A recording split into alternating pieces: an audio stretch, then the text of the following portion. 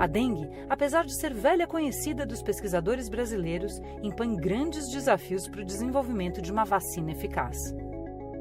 O Instituto Butantan vem trabalhando com uma vacina de dengue há mais ou menos 8, 10 anos. Ela é diferente das demais vacinas porque a vacina do Instituto Butantan é formada pelos 4 vírus da dengue. Então, na realidade, nós temos que fazer uma vacina que proteja contra os 4 vírus. É quase como se fosse 4 vacinas. Isso, sem dúvida nenhuma, foi um dos motivos que mais dificultou para conseguir realmente ter uma vacina que seja segura e que realmente funcione. A gente tinha um projeto de mosquito transgênico, onde o genoma desse mosquito era alterado para que quando ele se infectasse com o vírus da dengue, esse mosquito morria, ele não conseguia sobreviver e com isso transmitia a doença.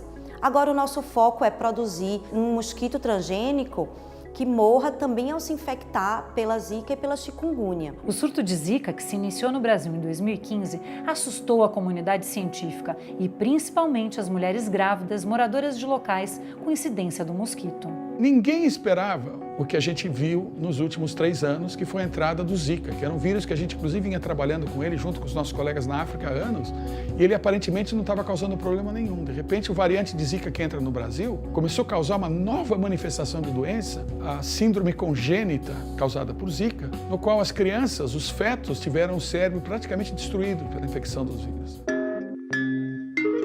Quando isso se iniciou no laboratório, foi uma corrida contra o tempo, porque o número de bebês nascidos com microcefalia crescia exponencialmente à época. Hoje, na verdade, temos cerca de 3.200 bebês com microcefalia causada pelo Zika vírus. Então, o que fizemos foi infectar fêmeas prenhes de camundongos ao dia 10 ou 12º de gestação com o Zika vírus isolado em nosso país.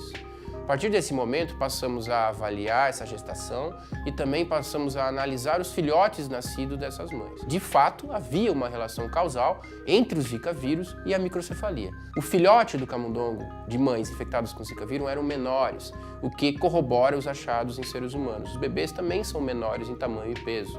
Além disso, o que nós observamos é que havia uma quantidade significativa de partículas virais no cérebro desses filhotes. O vírus é capaz de infectar células que vão dar origem aos neurônios, que sabemos são células tão importantes para o funcionamento do nosso cérebro. O meu laboratório trabalha estudando doenças que afetam o sistema nervoso, a partir de células que vêm da polpa do dente de leite. Então a gente pega essas células, faz uma que a gente chama de cultura de células, faz essas células entenderem que elas têm que se comportar como células embrionárias e a partir desse momento a gente consegue fazer o que a gente chama de culturas de células do sistema nervoso. O passo 2 é pegar esse tipo de célula e produzir o que a gente chama de minicérebro, que é ainda uma cultura de célula, mas elas ficam em suspensão, elas não ficam aderidas a nenhum tipo de estrutura, elas ficam soltas no meio de um líquido e à medida que a gente vai dando substâncias diferentes no meio de cultura para essas células, a gente está dizendo para elas o que elas têm que virar.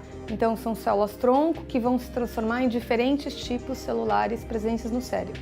E aí a gente viu que o vírus de fato infecta as células do sistema nervoso, tem uma preferência por células que a gente chama de precursoras neurais, são as células mais imaturas, o que está cheio num bebê em desenvolvimento, né?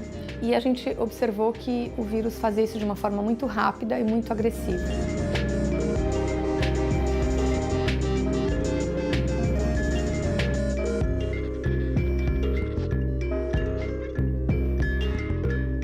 E você, o que acha que pode fazer para ajudar a combater os focos de Aedes aegypti? Assista ao próximo documentário e descubra!